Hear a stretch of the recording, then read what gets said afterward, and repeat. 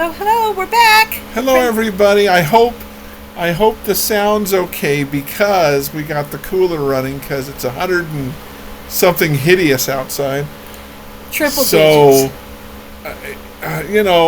you're gonna get a little white noise. Maybe it sounds like an airplane. I think it sounds like a Cessna. Yeah. That's the engine. Anyway, yeah. Mm-hmm. So anyway, today we're on chapter. Guys, we're already chapter 40. We've been doing this for 40 weeks. Actually, probably more than that because we took a few weeks off for various and sundry things. Yeah.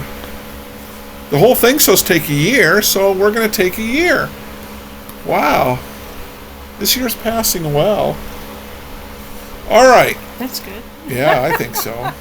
Anything that makes a year pass is happy for me. Okay. Because it gets me a year closer to retirement. I'm sorry. I'm really kind of weird about that. Yes. All right, here we go. Temple work and family history.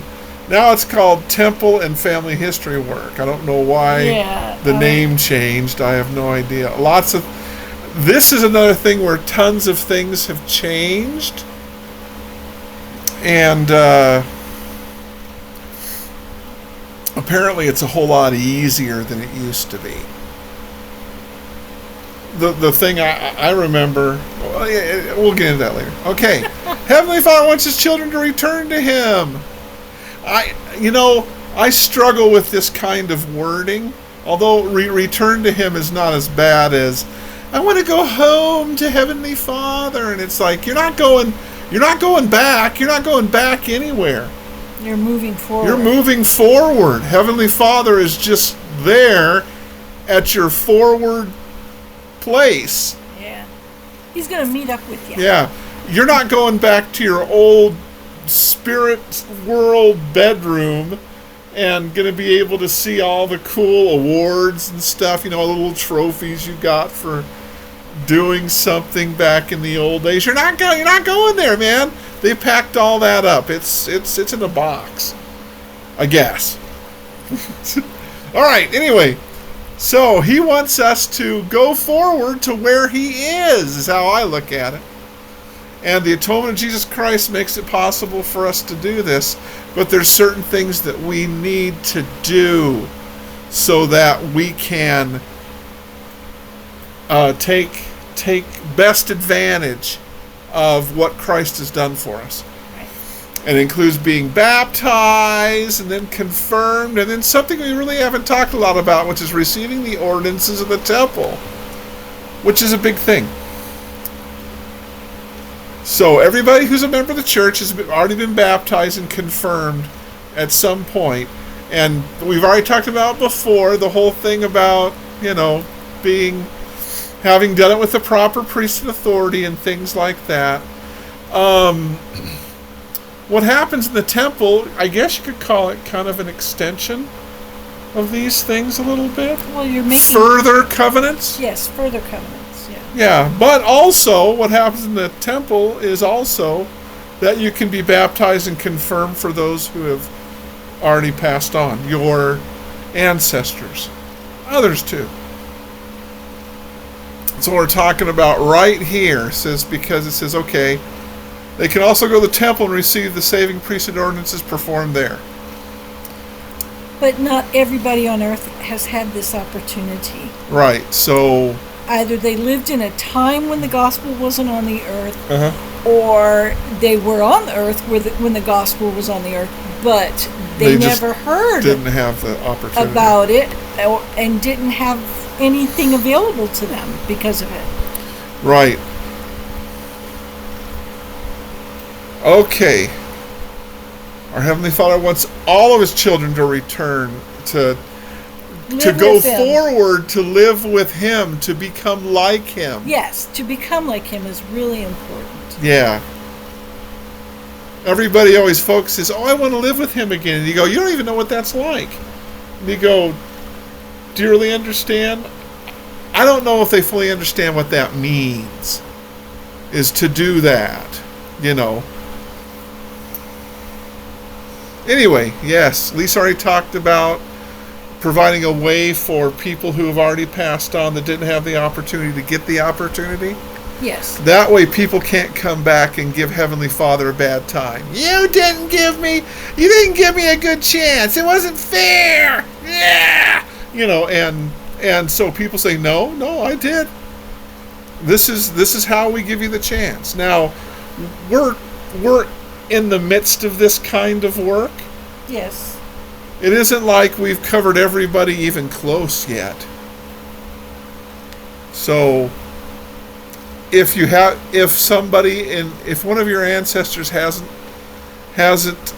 been baptized or confirmed or gotten their temple ordinances done yet, the opportunity will come at some point. Okay, so we have these temples. They're not like a regular church buildings right. that we meet at right. every Sunday. Yeah. But they're special. In fact, temples are closed on Sunday and Monday. Yes.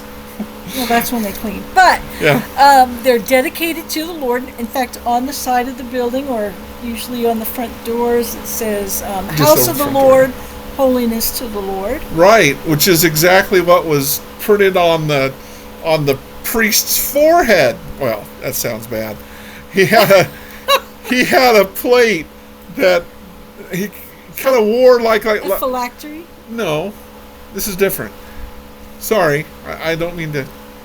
It was like a headband that the high priest wore, and it said holiness to the Lord, because he represented the temple. Anyway, that doesn't come out here, and that's kind of off. Yeah.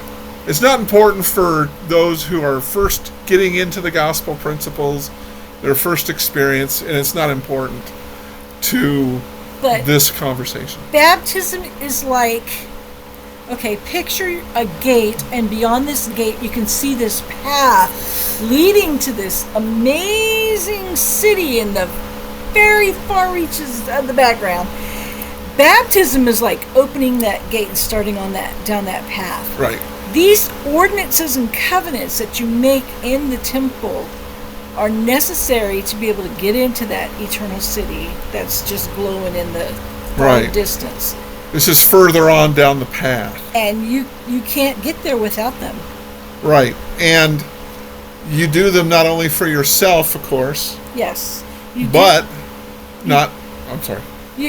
perform it for yourself, and then you can go back and do it for other people who haven't had the work done for themselves. In the temple. Yeah. Yes. Okay.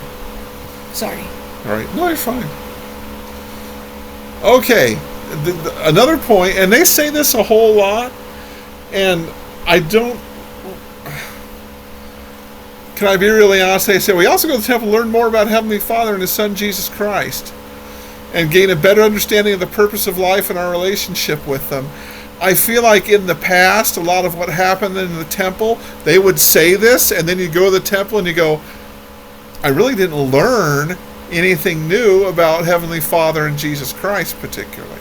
I think they've worked hard to try to make that more present, more obvious, because it was like, you guys are kind of setting people up, and when they go, that was really different and strange, and I don't understand, and I didn't feel like it was very much like the God I thought God was, or Jesus Christ I thought Jesus Christ was, and that this can be difficult for some people. And I feel like that they've done a lot of effort lately to make some changes to try to make that more clear. Make this statement more honest, instead of just being, I don't understand. But it does talk about your journey from a premortal life with Heavenly Father through earth life and on to exaltation. Sort of. I don't mean to be rude. It does for me. I don't know okay. what's going on with him. It does for me. Okay. So anyway, it helps you have some of the things that you need to know and need to do to go back. I hate saying go back. To go forward to where Heavenly Father is. To be with him again. To be with him again. Okay, that probably sounds a little better for people. I think Latter-day Saints would struggle with what I'm saying. All right. Also, there's temple ordinances that seal families together forever. Yes. We talked, I think, last week, I believe, where, you can get married, but like a pastor or a justice of the peace or whatever, and it, in the wedding vows, it says, till death do you part, or as long as you both shall live. However, in the temple, it's different, because there is priesthood authority there that can seal you together for this earth life as well as into the eternity. That's right. And I don't know that they're really saying there are a number of ordinances you do in the temple. Yeah. This is one of them. They don't often make a distinction between the different ordinances in here, so I'm not going to. Okay. But just to say, you don't just do one ordinance and it does all this stuff. Yeah. It doesn't. It's. I'm sad to say that they try to be, especially back when they were publishing this book. It was a lot of the things in the temple are sacred, so when you talk about, some people are really, really dodgy about what goes on there, and this book reflects that, for lack of a better term, dodginess. Yes. About what's actually going on there. But a lot has changed. It seems to have. And we can talk more about things that we used to say, oh no, you're going to get in trouble if you say something. The covenants haven't changed. Yeah. But we can now talk about what those covenants are. Yes. As opposed to in the old days, people would say you shouldn't say anything about them. It's just hush-hush about everything. And it's like, yeah, I'm sorry, I didn't. And that's a distraction, and that's sad. These guys do a really good job of making sure that you really don't know what goes on in the temple except for the big main ends that happen. You get marriage to your family forever, things like that. Yes, and that only works if you remain faithful to your covenants. Oh, yeah. That's right. It isn't like you do this and something magical happens and you're in. It says it just creates the possibility for you to do this as you remain faithful. Okay. And this is also something that you do for those who have passed on, for your ancestors. You also seal them. That's why it's really important for us to do, we used to call it genealogy work, but they tried to water it down and call it just family history, which isn't bad, but it doesn't sound very... Well... They were trying to make it more approachable. This instead of making it sound like it was some kind of, you've got to study a science and do all this hard work. Sorry, go ahead. This sealing is for people who have been married in the temple and sealed in the temple, but it can also be for those who have been civilly married, and then they can go prepare themselves and go to the temple and be sealed. And if they have children, have those children sealed to them. Right. If you were sealed and, newly married and you don't have kids, those children automatically are born in the covenant, so they're automatically sealed to you. If you're adopting children, those children, you can bring those children to the temple and they can be sealed to you too. So it's there's all kinds of possibilities. That's right. And there's been a change. It used to be if you got civilly married, you'd have to wait a year before you could go to the temple and be sealed. Now that's not true anymore. Because, I don't want to think about what my personal feelings are about that thing. It was solving a big, huge problem for family members in a wedding party that weren't didn't have temple recommends, because they either weren't members of the church or they weren't living by the standards of the church. And there used to be whole movies and and garbage about how horrible this was, and a church that loves families so much don't let me go to my daughter's wedding, or something like that. And that just kind of solved that problem. It's now not a problem. They can get married out. They can get married by somebody outside the temple that's authorized by the state. It's fine. And then they can immediately, in the next few days, go and get their temple sealing done. Yeah. And so it makes it so that those people who felt in the past like they were left out of a wedding, because usually Latter-day Saints who are worthy to do it, they do their wedding and the sealing at the same time. Yeah. It's all one thing.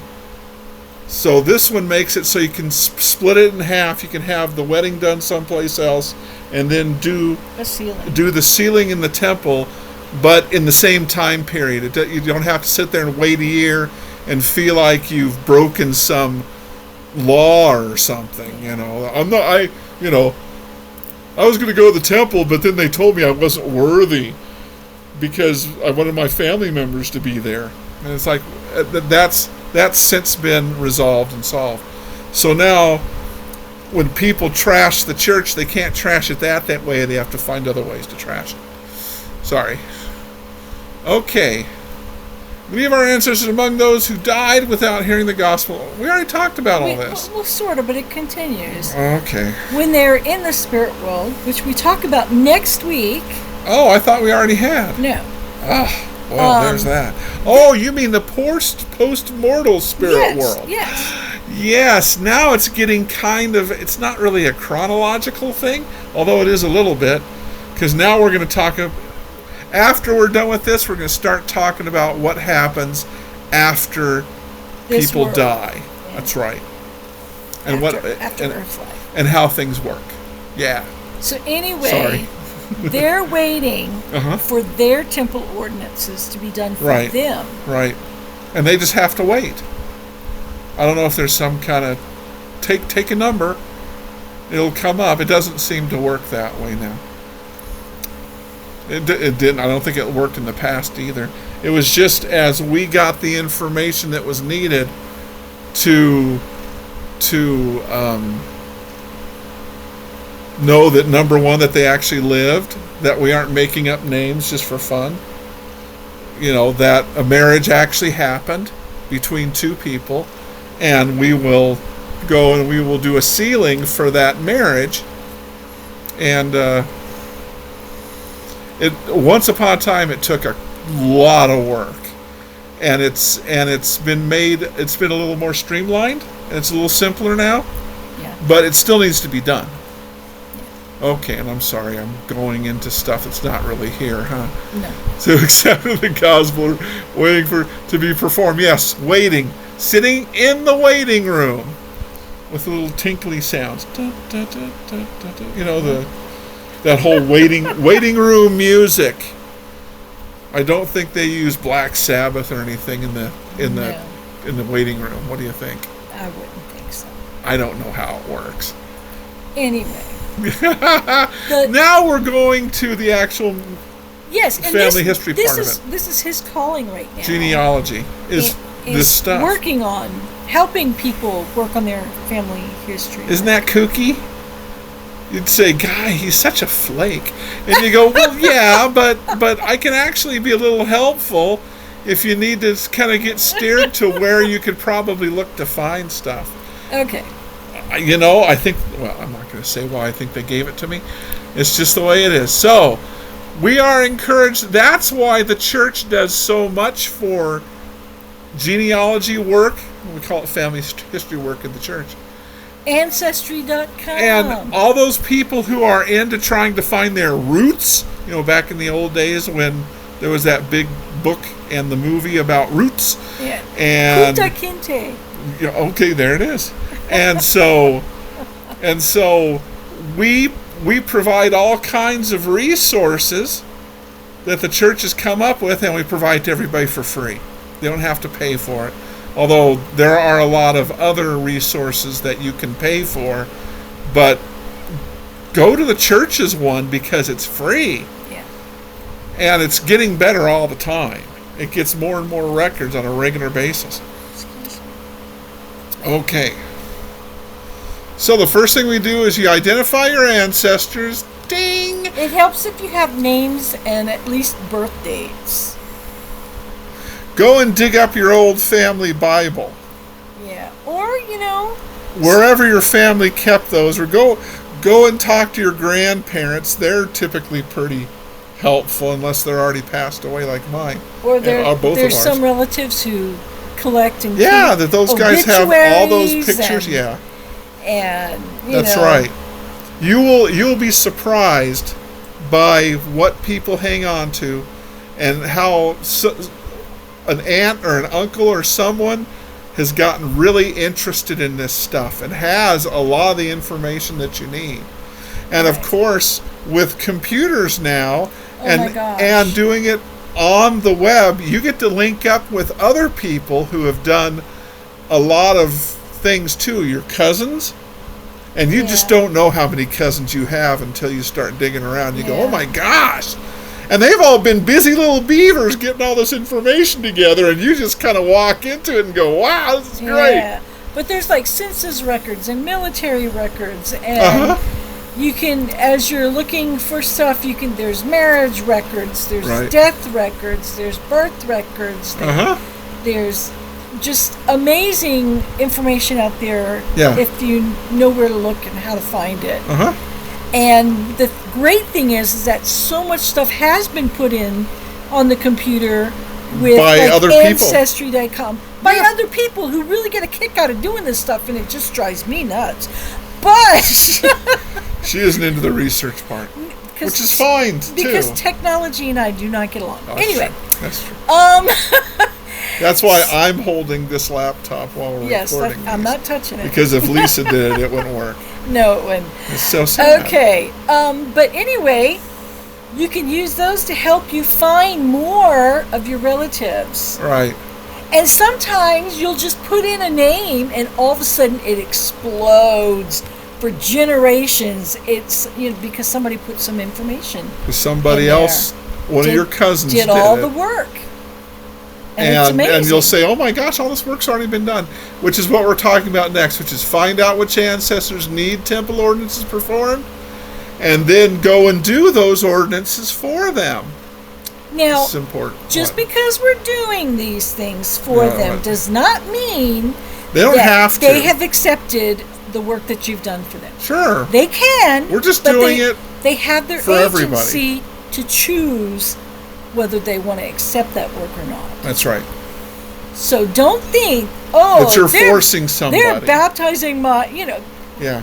I think Israel said, no, you can't be baptizing the Jews. Yeah, which is funny because I've got a background with Jews in it, so guess what?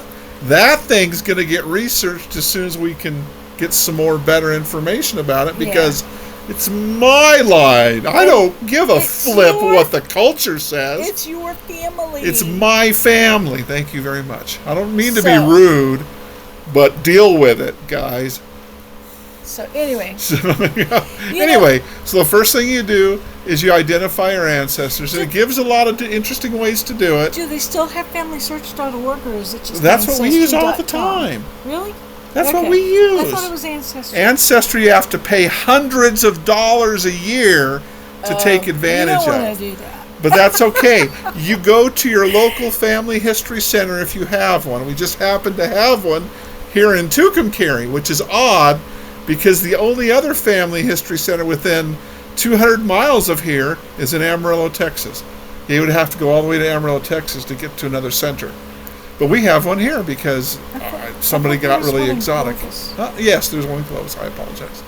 All right, but that's okay. You can go to all this stuff, and like I said, going to FamilySearch.org is totally free. All you have to do is get an account, and there it is, and getting the account's easy. All right.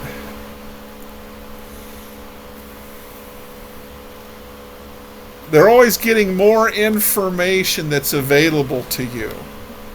This thing was written back in the days before the computers were really doing any of this, before the web was really a big thing. Now it's absolutely stunning. So a lot of this stuff that's being said here might not even be relevant anymore.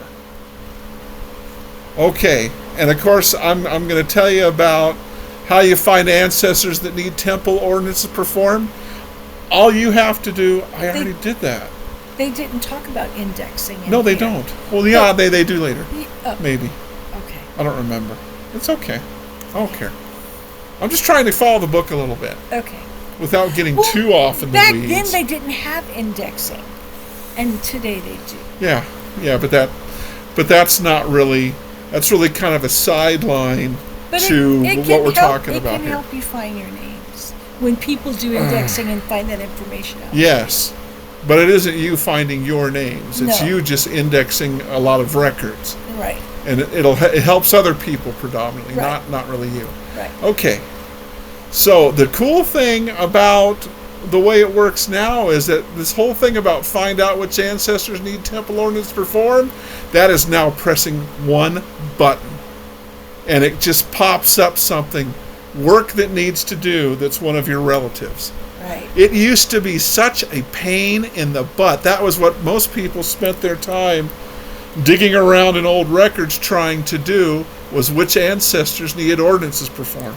First they go and they find their thing, then they'd have to go to this huge this huge stack of microfiche, and you'd have to go through that and try to find if that relative's work had been done.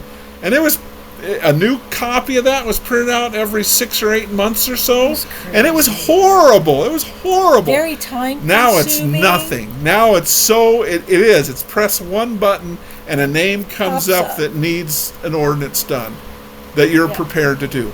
Yeah. So all of this stuff here is really old, and it really doesn't. It really isn't relevant anymore. And of course, make certain the ordinances are performed. You press that button, it prints out a little card for you.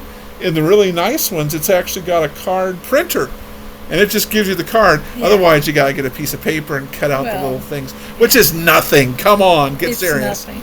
It's easy. Anyway, and then you go and you go and you do the ordinances for your relatives. Yeah. Da, da, da, da, da, da. And it says if our children are 12 years old or older, they can be baptized for the dead. Now it's and kind of a few 11-year-olds can do it too. Yes, but because you have to have that ordinance for yourself before you go off and do ordinance for others. Right. And for the men, they have to also get the priesthood. Yeah. Well, our son turned 12. It was his birthday. Here's the story. And we said, cool, you get to go to the temple. Trip. So we took him on the temple trip, and they said, he hasn't been ordained yet. No. What? He did baptisms. I know. It was later we went, I know. He went and he did all this, but they said he wasn't ordained yet. He told wasn't them. authorized. Yes, I know. He wasn't authorized to do that. Okay. You're making it so picky. See, once I yell, Lisa's gone. Okay, sorry. I just lost Lisa, guys. Sorry. It's just that Lisa was getting so wrapped up in this one little minute thing, and I apologize. If you would have just let me tell the story, it would have been fine. I know. I was trying to rush you, and I apologize. Shall we just stop this and do it all over again? We're almost done anyway. All right. Oh, I'm barely going to get Lisa to do anything because I've offended her. Okay. How did the Lord help you and members feel? Okay. So yeah, we can go to the temple and we can do these ordinances. And Lisa was telling a story about our youngest son who shouldn't have gone to the temple yet to do temple work because he wasn't authorized to actually do it yet. But our local leadership didn't know there was a problem, so they just let him go. They didn't catch it. And so we had to catch it later, and they had to redo a lot of the stuff he had done. All the stuff he had done. Anyway, all right. Oh, they do talk about indexing. Yeah, okay. It's down there at the bottom. I apologize. All right. So, some of the big things that we need to do as church members, I'm trying to keep us both in frame, You're but Lisa fine. has pulled away so You're hard. fine. I don't know that. Anyway. Okay. Some of the things that we need to do to make sure that we are participating well in the work that the Lord wants us to do. Number one is to attend the temple as often as possible. Lisa and I have gotten into the habit of doing it every week. Yes. And it's very nice. It's quite a distance, but that's okay. You know, it's not like we don't have the resources to do it. And it's tricky now. It says, do research to identify ancestors who are difficult to find. Thank goodness I don't have to rely on that. There's other family members in my family, and I know Lisa's had family members in her family that have done really deep research. And so there's plenty of work for us to do. And then we have to help. And sometimes we have a friend who asks us to do names for her family. Yes. So we always have work to do. Oh, there's plenty of people who have got big stacks and say, do you want to do some, some of my names? Do you want to do some of my names? And you go, oh my gosh. It says, when am I ever going to get around to my family? Yeah. So I have to tell them that sometimes. And then, contribute to the family history and information on the church's current computer programs. Back in the old days, there was just a program that ran on computers. It's now all over the web, and everything gets shared. In the old days, you used to have to type it all into your personal one. Then you could send it somewhere, and it would get added to the big, it used to be called the IGI, the International Genealogical Index, and stuff like that. And you don't have to do that anymore. You just go to Family Search and it's there. So it's wonderful. You can add it right there, and it's added, and it's available to everybody. And then it says participate in family organizations, where you can learn more about your ancestors as you're doing it alongside other people that are doing family history work. Mm-hmm. I found it interesting. My mother's family has always been very against the church in general. And so we didn't think that we were going to have any information that was going to be useful, because nobody wanted to share it with us, because they said, oh, you're going to take them to that weird temple of yours and do stuff that we don't want you to do.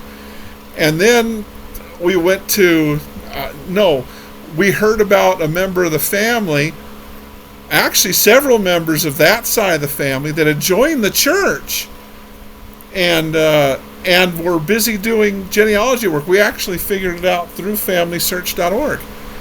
When we started pulling up stuff, and we said, who are all these people? And it's like, oh, they're your cousins that have gotten into Family Search. So it's an amazing work to be involved in. It's very, very important for people everywhere. And it's just great. Anything last words for you to say, LJ? She who is wonderful? That those people who are doing all that work, they have gotten the spirit of Elijah, which is the mission of Elijah. Oh, it's down here, yeah. And it is so important. It is in all of the standard works of the scriptures, the Old Testament, the New Testament, the Doctrine and Covenants, the Book of Mormon, the Pearl of Great Price. It's in all of them. Yeah. This whole mission of Elijah about turning the hearts of the fathers to the children and the children to their fathers. And that's what it's talking about. Yep. There it is. Is doing that temple work. Okay. Well, next time we'll talk about Spirit World. That's right. And hopefully I won't get heated. Yeah. I'm sorry. I apologize again. So we hope you guys have a great week. Have a great week. We'll see you later. Bye. Bye.